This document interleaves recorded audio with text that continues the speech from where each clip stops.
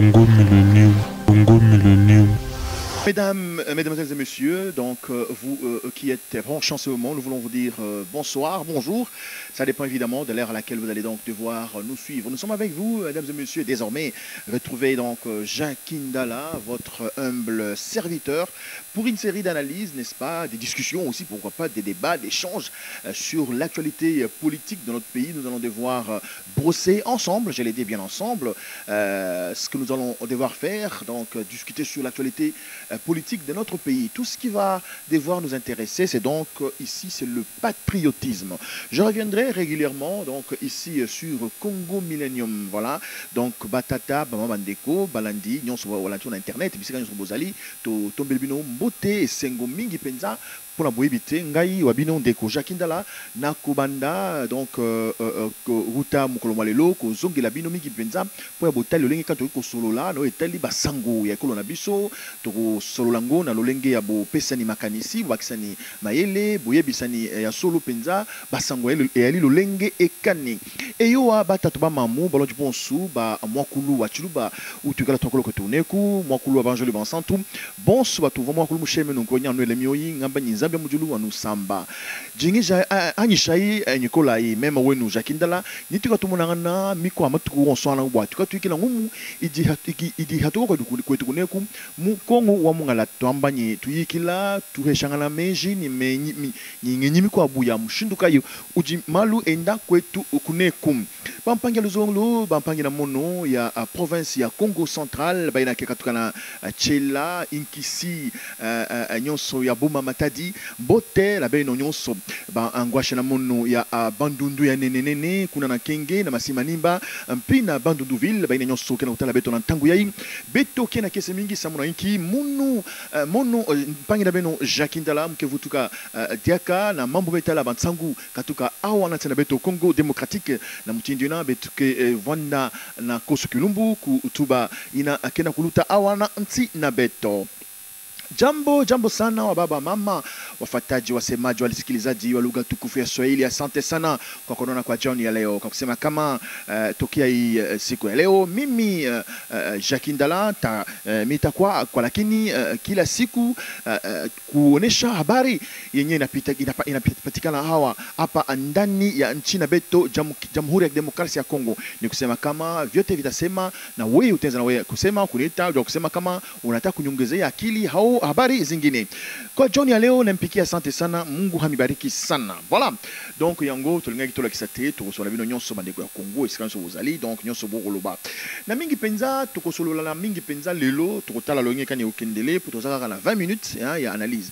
Ngina beta CTT donc tango bomo na ngai awa na Congo Millennium ezali lokola président ya MRPCT, nazali pe journaliste engagé té, nazali pe journaliste té, nazali ko lokola analyste pour kosolola makambo itali donc basango actualité ya mboka na biso tokobeta ngona lingala na kikongo na Swahili ndenge bolingi omoni kozana mutuna na lingala ya kikongo lingo soso la pena penza komitu ngisate benga ngai benga biso Congo Millennium tozali donc na numéro na ngamoko oyo tokochawana donc plus 243 99 11 011 donc plus 243 99 11 011 to bengi na numéro ya Congo Millennium ezali wana donc to pesi merci nandeko pesi biso makanisi makasi longo nyamingi penza nandeko Ricky Dibenzi Ricky, merci énormément pour la initiative aujourd'hui ondimi na solo na ondimi au pesanga espace oyo avec humilité nyonso avec bolingo nyonso pour être bandeko bazali na molongo balanda biso à travers le monde. Merci à solo nandeko Ricky Dibenzi bazali donc patron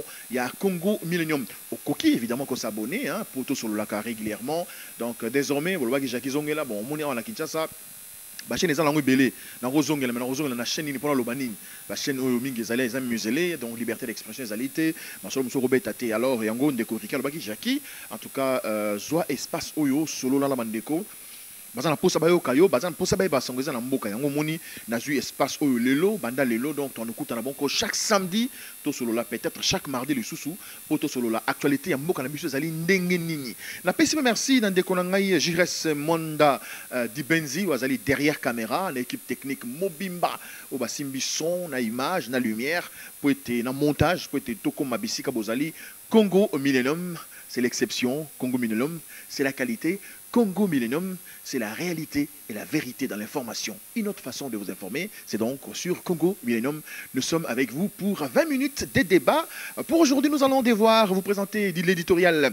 Nous allons parler évidemment de la non-participation de la République démocratique du Congo à la conférence de Genève et aussi la question concernant le mandat de la MONUSCO. Qu'est-ce qui se passe? Nous allons parler de ça dans cette émission d'aujourd'hui. Nous parlerons aussi de la nationalité congolaise, un débat, n'est-ce pas, qui est en train d'avaler beaucoup de personnes. Les commentaires fusent donc de partout. Qui est RD congolais et qui ne l'est pas? Et nous allons parler de l'élection en République démocratique du Congo avec la machine à voler des Nanga. Qu'en est-il exactement? Une machine qui se vend en République du Corée à 400 $, mais M. Nanga nous l'amène ici à 1500. Qu'est-ce qui se passe? La communauté internationale, la majorité des RD congolais réclament que cette machine soit tout simplement écartée des enjeux électoraux, mais Nanga s'entête. Quel intérêt Nanga a dedans? Nous allons parler aussi de notre pays, occupé ou infiltré. Il y en a nombreux qui pensent que le pays est occupé, évidemment. Il y en a qui, autour d'une discussion, il est occupé, non, il est infiltré au plus haut niveau. C'est donc les grandes questions qui seront donc évoquées dans cette émission. Nous parlerons de l'arrestation de notre confrère, estimé ami et frère, Eliezer, qui est donc arrêté, déféré, directement amené, n'est-ce pas, devant la justice, sans passer devant la justice. Il s'est retrouvé dans le centre pénitentiaire de Makala, la prison de Makala, pour ceux qui connaissent la ville de Kinshasa. Et aussi Gekoko, qui aujourd'hui crée la confusion dans le camp de la famille politique de Kabila. Un procureur qui réclame, je ne sais pas moi, 6 mois ou 8 mois, mais un juge, lui, qui va au-delà de ce que demande l'organe de la loi. Et aussi notre ami Carbone Béni de Filimbi et tous les amis qui sont arrêtés aujourd'hui, qui sont en prison, donc tous ceux qui se battent pour la liberté d'expression, pour la liberté et les droits des citoyens. Voilà un peu ces sujets. Ils sont évidemment nombreux. Nous allons essayer de choisir parmi Oyotrou Solola, les deux années. Non, non, ils sont importants pour la biso. Ils allaient donc pour la ngaïne, la monnaie libre, sujet pendant 20 minutes, on se la mettra au bapena. Donc, malembe.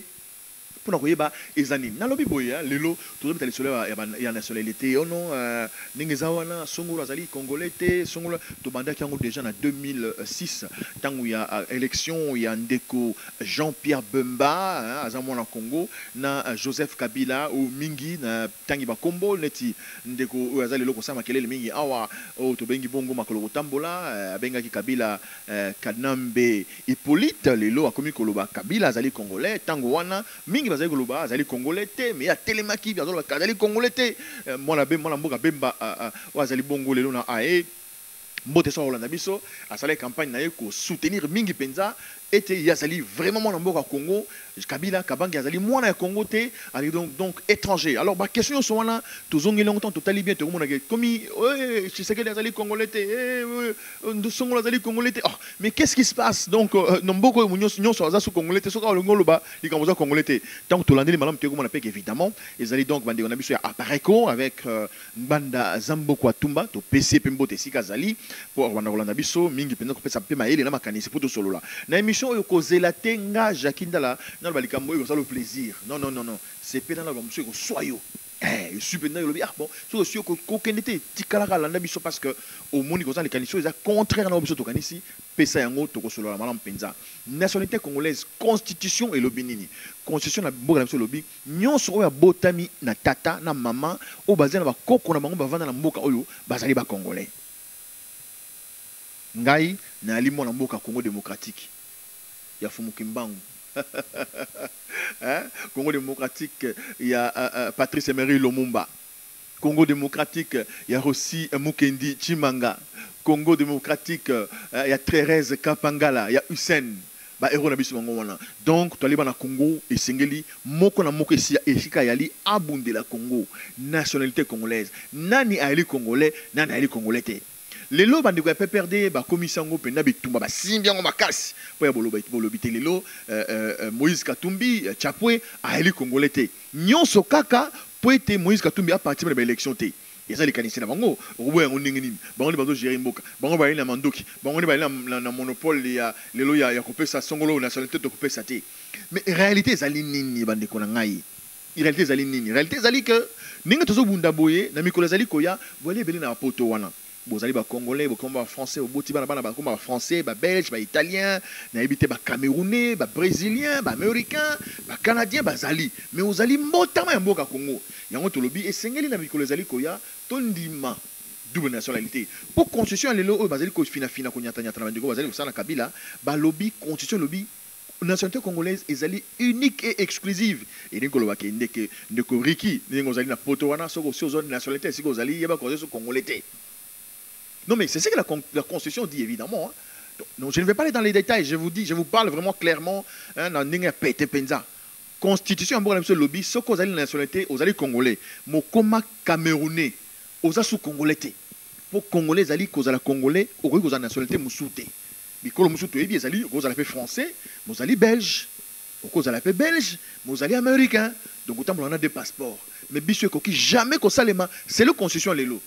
Yango mtu zo bundia la po ete ezonga ndenge wana. Mais li kamboni ne bimisi makambo ya lelo te katumbi ali congolais to ali congolais te. Li kambonini faut to solo yango po boyeba yango malamu. Katumbi a travaillé na PPRD. En 2006, il a été candidat à la députation provinciale dans Lubumbashi, dans la province de Katanga. Il a été candidat député national dans Lubumbashi, Abima député national, Abima peut député provincial. Il y a un autre PPRD qui a été na Bango, il a été commis à Kabila, il a été Sanjo la Raïs, Batika Kie, Azala, Congolais. À gérer la province de Katanga, la province la plus riche, ils ont besoin na mabele na Nicolas mabele pena mi pepe na Zamba. Katanga, province munene, mingi bébé on a poté on a bien autant tanga mobutu ba trober en Shaba. Katumbi a été gouverneur, a été province député national, a été député provincial. A été gouverneur. 2006 tête comme en 2011. En 2011 l'élection ça mérité à niveau local pour le gouverneur Moussou à Kobaki gouverneur. Les Camerounais zala quitté. Mokoloka Katumbi lobby nengezali boé ba élection na penalty à foi à le kuta wana il y a 2005 2011 comme à dénoncer ango à longwe na PPRD à Bwakisi PPRD à commis opposant Makambe Bimi. Ya liboso Katumbi nengezali wana à Yibaki à Botolaki batondako. Spoliation, il y a meuble, il y a ndako, voilà, spoliation d'une maison. Tout le monde kuna, oh non, Katumbi nenga zali wana, amai ba mercenaire, ba salani, ba attaquer pour voir Kabila pour Kabila longo. Tout le monde wana, même ngai moko, Jacques Dalo on a le baki, en tout cas Katumbi nenga zomo la opposition na eza clarté. On dirait eza gêné Kabila pour ceux qui ont du pouvoir, en tout cas la seule personne qui est mieux placée pour protéger Kabila aujourd'hui, c'est Katumbi. Évidemment, elle est dans le wana. Et puis ça qui a solo. Mais après tu comprends ah mais ndenge tokena tato yo boye on dirait ça soit kambo ya bongote on dirait penza et comme les kambo ya koyina mutu les kambo ya kolinga pena ko éliminer physiquement mutu tant ba tindi ba suda ba tant ba convoquer Kabila pour que na parquet na tribunal na Lubumbashi wana akene osamba mais faut mona makambe salema ki wana faut mona harcèlement faut mona na éviter quoi. Nous avons tant que nous avons comprendre il y a solo Katumbi a dérangé d'abord Kabila Yemoko, Nzinga na ye, pe famille politique na ye. Oui, parce que la majorité présidentielle. Donc comme il a su qu'en 2016, Kabila a beaucoup de élection. Négociation. Na 5 ans. Etienne Tshisekedi avant nous des négociations, Etienne Tshisekedi de Mulumba qui est dans la Molimonae. A outu poto a zongi toke na place au to bengi bongo esplanade ya stade des martyrs na boulevard triomphal a sali meeting na ye bat ba se rappeler malam ou le baki Kodjo est au service de Kabila, c'est un kabiliste a sali discours a sali meeting tina soka ngalo bi tozo zela Katumbi pas ali koya et ngolo banini ngoba keno mwana mboka Etienne Tshisekedi de Mulumba tango na bo moina ye na makasi azali na nzoto asi azwaki Katumbi pene na ye yango pe tango bake na Jean-Val bobosa na yango te Katumbi ala na kati tango basali rassemblement donc Moïse Katumbi wana nanu kuta bimi italien te nana komi zambien te Tant que Moïse Katumbi a banni comme ça la misala na ye pour la peine monter au téléméli régime Kabila, c'est un des grands problèmes en fait. Parce que la réalité n'est pas tellement belé que la raison belé, mais à la rigueur, ce que nous oublions nous tous ici, c'est le fait que Moïse a yébi régime à Kabila très très bien. A yébi ma faiblesse na bango. A yébi ma réalité na kati.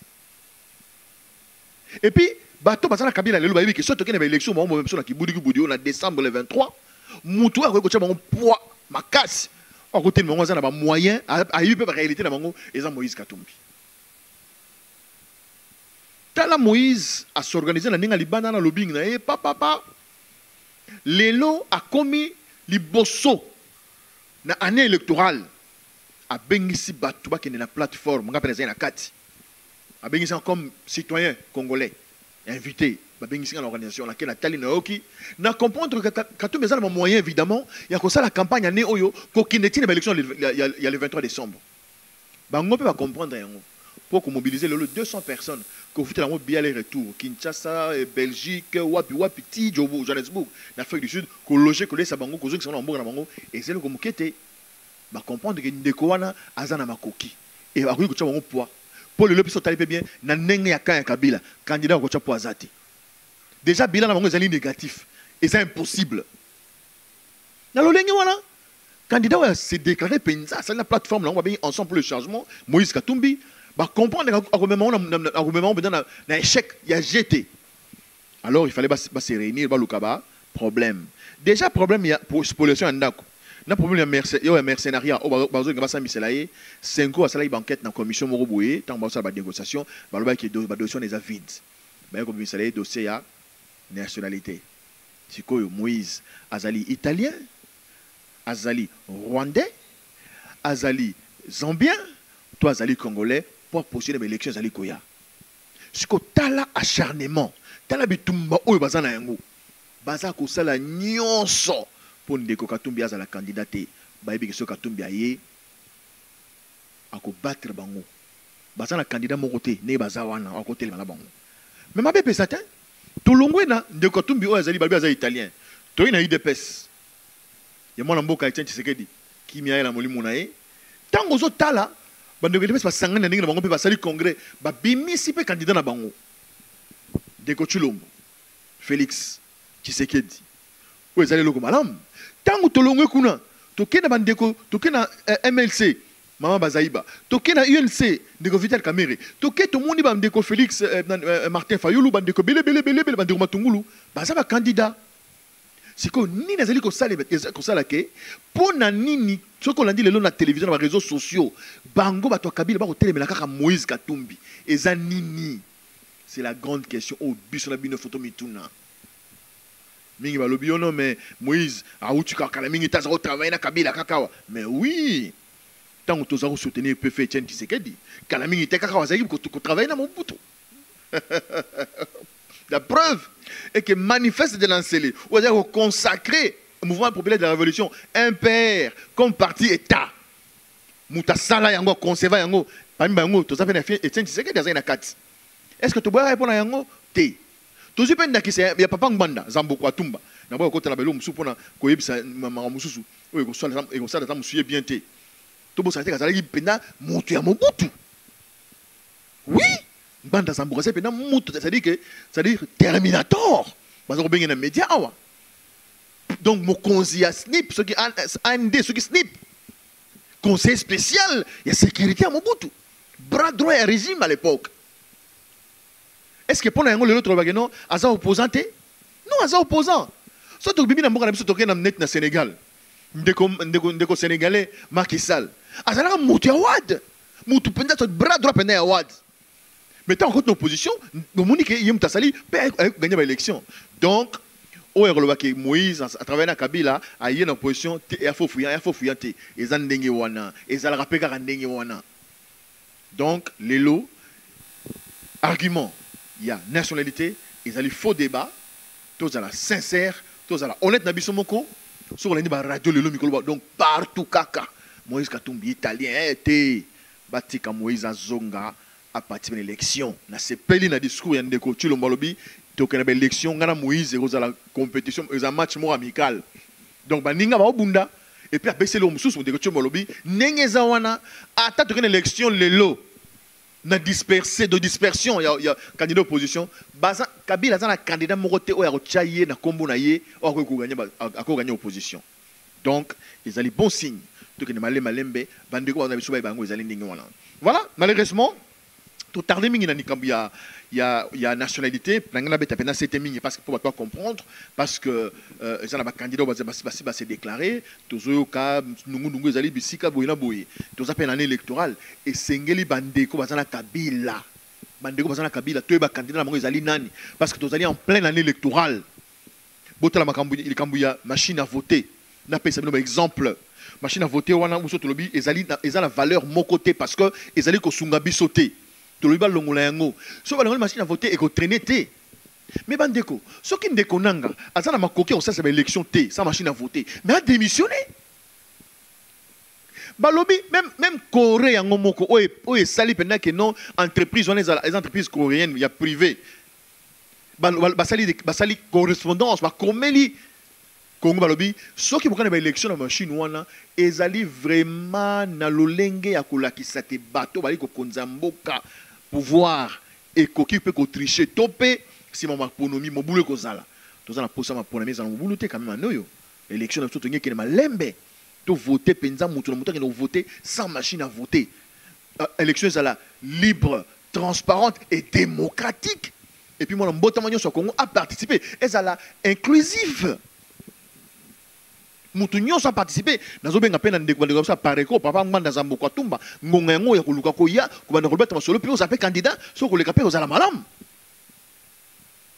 to repère sa position te que soki ninga za boyete il faut opposition bas sangana tango ya ko sangana ko ya ba ko sangana baza mikolo ba yebi mais to lingi mutu nyonso zali candidat a se déclarer ndeko da kumuda za musicien ye pa be oza candidat na sakalisi woyoki yango. Donc, nous sommes les animaux solo trop bêta lelo pour nous nini to boy makambu ya machine à voter. To lobby na moka oyo élection ko salema na décembre oyo na ndenge nini. Ni ba voter élection to ça la transition sans Kabila to kene su musika. Nous sommes les mobilisation pas to ça la besoin Kabila longa mbang to récupérer mboka to avancer. To ko ça l'élection na ndenge ya ba carnet bulletin de vote ya ndenge carnet. Bota la carnet na simbia. Carnet oyo. To kene élection ndenge wana. Sans machine à vote. Toboyi ba bulletin de vote au Ezara ya Kala au en 2011 où il y a Etoko tete wana te. Mais ceux qui tous un bulletin de vote neti carnet oyo bota la carnet no malam. Carnet yango likolo ba tcheka logo ya Seni. Bon, commission électorale nationale indépendante RDC na logo nango. Sikoyo candidat nyonso ndenge ezala kaka. Candidat soki Ifambungu Ndeko na circonscription Lukunga par exemple aza candidat numéro 1 il y a parti X page numéro 1 yangoyo bache photo na ye awa na numéro na ye toke na page numéro 2 candidat mususu ya parti mususu page numéro 3 ndenge wana kaka ti na suka basali bulletin de vote neti carnet otozana na buku carnet boy eza bulletin de vote. Si ko tangu tokoke na vote jour à vote papa maman et c'est quand même muto tanga te yobi ke ndenge za boy candidat na ngai kombo na ye Jacques Ndala par exemple na Lukunga bulletin ya ngoyo eza neti carnet azana na page 100 ou na page 1300 aujourd'hui bulletin ya yo à vote ya ngoyo bandi ko luka page 1300 ti o comme o le kisi o ke pe ko tcha so ino tchaka o tcha so yo le kisi ozo luka candidat na yo facilement au komi paf candidat na yo page 1200 yangoyo voilà candidat na ngai ye yo photo na ye numéro na yangoyo ozwi kaka lokasa oyo eza na elongi na numéro ya candidat na yo bandeko okati yango boye yangoyo candidat na ngai ye yo Jacques Ndala page nango yangoyo ozwi oyo etikali ndeko na ngai obwaki eza suna tina te po yo susu candidat na yo oplier candidat na yo page na ye yangoyo ozwi yango ke obwaki na urne malamo ekoti bandeko na ngai élection salimité na voté to na voté té na position oyo na technique oyo et ko senga pe misolo belete pour ba kane to ko sala pe na Kinshasa awa so botsana ko sala pe na Chine est-ce que vous moni lo la kisi wana carnet bulletin de vote ezanga neti carnet avec 1800 soki 2000 pages chaque page est un numéro de candidat. Yo oyeka na page na yo okati kaka page oza na photo na image ya candidat pardon na numéro ya candidat na yo o etika do bwa kango ozui kaka papier wana okiko bwa na urne mbala mo tango ba compter oza peu facile tango bazo compter ba bisa ba papier ne bazo compter 1 2 3 timuto ouais songo na yeyo donc ça facile et ça fait pratique ata otanga te okomona photo longi ya candidat na yo élection a bien autozela kisasa yango wana autozela Lubumbashi yango wana autozela na mwene ditu yango wana autozela na yinkisi yango wana bandeko na ngai nanga bopesa émission atala tozana besoin ya désordre te candidat nyonso ya Congo ozali mwana ya Congo démocratique il faut à participer pendant la présidence ti na local ezali élection ou ezali page ya histoire ya mboka oyo tozana besoin d'aventure te. Voilà un peu tosi lisana muke pour trouver na suka na le solo ya suka otolobi ya Congo et boy ko participer bandeko na ngai na conférence à Genève bato bazo kutana kuna o ba pesa biso misolo pona ko sunga biso ba konzi ba boyo kende kuna bazo senga ka MONUSCO et mandat nango et sila mais bandeko MONUSCO et lobby yango e ya pona ko sunga biso na matali kimia bine bolingi MONUSCO kende MONUSCO kende ni so bato bakufa tilelo na Ituri na Aru bato bakufa na Beni bazo kata bato mitu makele zo tanga MONUSCO kende ndenge nini so ki bolingi MONUSCO kende pour ça c'est élection ba konzio basana makoki ya kozongisa kimia bazu pouvoir comme ça kimia ezongi na mboka MONUSCO kende yango mais c'est simple MONUSCO ngalo bi bon comme mandat na biso qui a ko protéger population to bakisi musala mususu pona ko sunga ba élection bino bo siliki place au mona ke mboka za occupé yango wana mboka za occupé eza infiltré eza pe occupé bandeko ebele baza ba étranger baza na ba service ba renseignement baza na armée baza na police baza ndinga ya bakonzi misuku to baza bakonzi bango moko pe to mona ka bango bilongi na bango poto boyi ozala congolais muzo sala pona mboka mususu wana nde penza eza pena donc traîtrise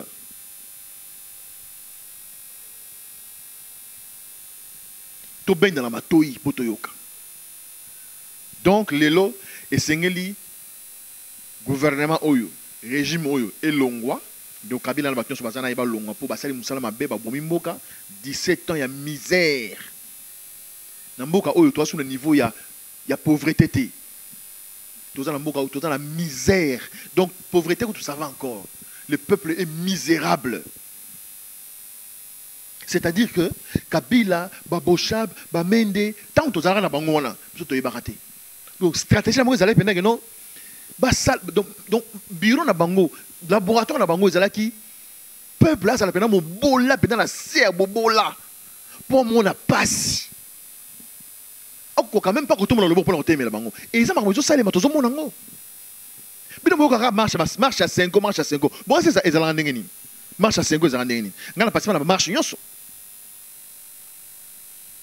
ndeko iseni muli pe na kimia ndeko Thérèse Kapangala ala la kimia ndeko Rossi Mukendi Chima azala na kimia na ndeko nyonso bakufi na marche oyo patata ba ndeko bola na ngani émission oyo to ça la marche ndengeni bo continue l'église tant que l'église est sili bo bimi na ba chapelet na bino bozo sambela bozo yemba yo kama mesale na ba marche au comment na bino bo continue l'église boza ta désanté j'ai dit même pas 200 personnes tant msu boka tant 150 tant msu 70 personnes bo tambo na nzela bozo yemba bozo sala marche bozo finga mutute okomona biso toza na balabala mais na ba pemela mandako pemela na ba venu batu batelemi ba otala biso batu ebele ko le route na biso tout en marche c'est vrai mamno besoin solo na za la marche na mona ngo il y a des citoyens et des citoyennes congolais de messieurs de dames congolais debout sur les grandes artères là debout ils vous regardent ne beau marché ba on est spectacle on dit bon ba congolais te ba otala bene bo marché ne bozo yemba ba fixer ba otala bino Ceux qui sont policiers, ils sont bêtis, ils sont lacrymogènes. Ils sont en marché de Kima raté. Baron de Kima. Eh, Congolais. Congolais. Et ça, réalité est solo, réalité est solo. Bozo marché pendant la Nzela, tant que vous avez même 30 personnes pour marcher dans la Basango. Mais bandi on va les bandes, bazana balabala, batim na venu là, baza est belé que les cabinets, est belé au saranaté. Ba autant de millions de bon marché. Ceux qui police y est bêti masasi, bango ne ba kimi. Ne bazana mon ba panda, ba côté na panga bango, bino musko montam sur Nzela, tam sur télémi c'est, tam fuka mi pardon, tam télémi boza, beaucoup mi ko place d'inviter les anines. Donc mukolo oyo Congolais comprendre que je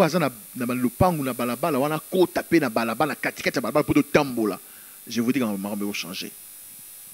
Voilà un peu le lot pour le lot. Mouké tozaï nango pour na ma solo na biso ya le lot. Tout c'est dans les solo de Eliezer. De Eliezer tambo ba kangiye.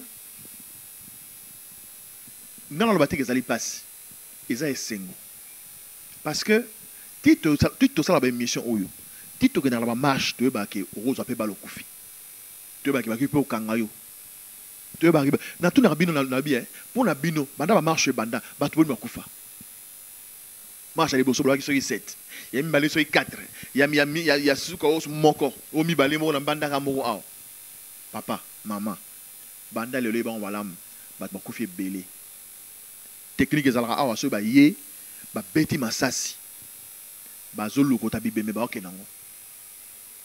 Obu mona ba Thérèse Kapangala, ya bandeko ise na kufaka wana, bandeko Rossi oyo ko bato ba beti masasi na kati ya ba paroisse. O ba kufa na ba balabala, ba so bimbe bakina yango. On prend les cadavres, on amène les corps. Donc s'il y a des morts, il y en a en tout cas 10, même plus que 30. C'est ça la vérité. Ndeko Eliezer bakangi aiba iba okangai. Il n'est pas malheureux. Vous allez sûr qu'il est très fort. Et puis comme ils se sont cassés les sous. Bandeko basako lo bandeko Eliezer azali collabo bakanga été bino bo voyage à Kajaki, bozana Kinshasa wana boteme la Kabila basimba bino te. Nalobi hein. Bolinga basi miso pona bolinga basi miso pona. Bolinga ba bomba biso ka pona nini. Ndeko na biso nani Rossi. Boye beta ngakufiti. Est-ce que bino boye bagaye? Est-ce que vous avez Rossi banda to banda banda ko banda kala banda 2006 Rossi a déjà na 4 combat. Rossi c'est un activiste depuis. Oui, c'est une vérité. Banda marche à Liboso à Koufite, il m'a la Koufite, mission à Koufi. Oui, c'est chose que banda pendant ce temps-là, nani a que protéger Rossi. Ou dans toute la question bien, la français pour la français. Dites-moi. Qui protégeait Rossi depuis tous ces temps, qui ne l'a pas protégé ce jour-là pour Azaba la Koufa? Qui le protégeait? Ou qui protégeait notre ami Eliezer pendant tous ces temps, qui n'a pas pu le protéger le jour où on l'a arrêté, aujourd'hui il se retrouve à Makala? Qui? Parlons sincèrement. Non, arrêtez avec cette histoire-là. Eliezer a été arrêté pas parce qu'il y a une infraction. Eliezer est un journaliste. De Congo Sange, un gouverneur Yakala. Ou Atikali, il a violé la constitution Tilelo. Yé, gouverneur Ngoïka Sanji, Namboujma et Nakasai, Banda comme gouverneur. Azwa qui gouverneur à Komisango, gouverneur diamantaire. Donc ceux qui diamant et bimi Nakasai, yé, il faut soit diamant wana. Bande comme ça, ba comme Kenda Basango, ba Phil Silva Mambanga, ba ADC Ogi Lunga. Donc, diamant ils ont sous les garçons dans le monde. Donc ceux qui diamant bien munene, ils allaient oser ba libanais même ba libanais ba indien basana bougement yona na kasa ilelo. Ceux qui diamant bimi, yende il faut et comme pas naïe. Alors, diamant il y a 35 carrés bimaki. De comme on goûte dans la côté avec ba lodja. Il gouverneur yoki sango, azaki pe na bougement été. Tant que mouton a qui présenté diamant sur le vice-gouverneur, moi c'est naïa yokaki, moi c'est ngoika sanja yokaki, aïe place bazalaki. On est les aboyés, diamant oh na yomo mutu, allez, bozo kende qui ça. Tatawana, azu diamant il y a 35 carats, na libengae wo, na moi c'est ngoika sanja na avion, ba comme na qui ça. Ngoika sanja au bon aéroport en Chili. Ba zoni mutu kati et pas ngoika sanja. Tant ba comme pas ngoika sanja. Ngoika sanja va imposer tatawana prix à diamant. moto ya diamant. Na payé ça $10,000. Non, il y a diamant $10,000. Tu l'as dit dans l'information, tu l'as dans Wikipédia. Diamant, on a été semble-t-il, $40 millions. Tant que tu attends à boy copier sa diamant na ye, à boy côté on a pris voilà, dimera me bandi. Famille na mutozo lo bangate. Ba torturer, t'attends la ninga ko kufa. Famille na ye e ko na émission de quoi Elias comme Eliezer, comme les émission audience makasi. Ba lobi ba le kana nzela émission on a pas pesa sango na bango. Eliezer a mbi bango. Tant ba leki Eliezer azali journaliste indépendant. Tant que c'est l'émission, pour les canaux, dans Molière TV, dans le canal qui est dans la chaîne de ça, il faut à fouta. Bande quoi, t'attends dans foutimon, et elle a fait émission dans ma chaîne à fouti émission l'équipe. Goïka, ça, je n'ai pas bengi, non, mais c'est une photo les cas pour un droit de réponse, droit de réplique. C'est normal, loi indimi. Et les émissions, oui, pourquoi les premiers en ont été, sa version, il vous en a un mot. Mais bon, ça veut dire qu'il faut fouta, pour la fouta ma chaîne, est-ce que vous les cas. Ah, c'est un ça, je monte. Mais ça a un peu c'est les airs. Boni Boyko. Est-ce que ça c'est pas un millionnaire? Si vous avez été millionnaire, na Kassai na Mbujmai, tant que vous quittez les lots de tout sur le Bousson, au Baïbi Mbujmai, l'aéroport est Bibimba. Tant que vous quittez le Mbujmai, au côté de la ville, pour côté de la ville, Moutozo Sengayo, Bachege, Batata, Maman Mikolo, Basengo 100 francs. M'pêche quoi que 100 francs, m'pêche quoi que 100 francs, 100 francs, 100 francs, donc $1, ezali, les lots ezali 1600 francs, 1600 francs congolais, $1, 1600 francs congolais, $1, 1600 francs congolais, mais mouton c'est 1 franc. Niveau de misère est à la Kassai. Moïka Sanj a détruit cette province, a détruit Yango. Il a humilié les Kassaïens. Le loba Kassai bazala mbujuma bazala kisasa bela ba okuma ba moto ba benga ba wewa ba kimi mbujuma pona nini ba kimi pona nini c'est Goïka Sanji le responsable il y a malheur il y a Kassai lelo tout le monde le dit je le dis à haute voix je le dirai devant l'OPJ je le dirai devant un juge si on m'arrête ba me rana makala au moins j'aurais dit la vérité c'est ça évidemment le courage de Ndeko Eliezer que nous soutenons. C'est le moment où il y a aussi la campagne pour protéger les Eliezer. Bon, continue là. Mon année, ça a l'accident, mon année, vous comprenez le beaucoup. Vous voyez bien, mon année, moi aussi, mon année, je crois, 13 ans. C'est le moment où se mobiliser. Donc, Ndeko Eliezer, il y a une procédure au Kangamut. Ils ont une procédure au Kangamut. Bah, continue de là, d'abord, invitation dans OPJ. Première invitation. Sauf qu'il y a une deuxième. Sauf qu'il y a une troisième mandat d'amener. Ndeko Eliezer a ni première ni deuxième invitation. A moni ka mbamo mandat d'amener. A KIP na parquet. A Lalikuna. A moni pe juge na été. Malamo batini na makala. Donc, ils allaient faire politique. Ça n'a rien à voir avec une infraction quelconque. Donc, dossier Ndeko Eliezer yango wana. Namande muso bakangi pona ba droit pour la koloba, opinion, prison pour bébé dans voilà, les caméras de Eliezer na prison, les lots yango wana. Et c'est ngina bino congolais que bozali ya kisasa partout au télém. Voilà batata mandeko pour la lelo na kanisto solo limingi. Na rasi ezai 20 minutes na moni na débordé. Merci beaucoup 40 minutes. Waouh! Merci beaucoup de Gérès. Donc on t'a la nene de Riki Nenge Torobongisa, Mamol Bézé Belé. Donc prochainement, toko dans le studio Etikali. En tout cas, Nzambe Alikolo, Oyabiso, Azanabiso, Fumukimbangu, Oyo, Abundela Congo démocratique, Azanabino, Makila Bandegonyo, soit Kofi pour la combat Oyo, Batelema, Poete, Batua Kabila, Bamona Moulili, Élection Tokenyango, Tobanga Yangote, Ti, Togozo présent ainsi qu'à Moka Oyo a libéré, na Kombo, Yaba Koko, au Bazali, pour la Bisso et Longa. Bon s'abonner, la Congo Millennium, Tokutana, prochainement. Au revoir. Congo Millennium.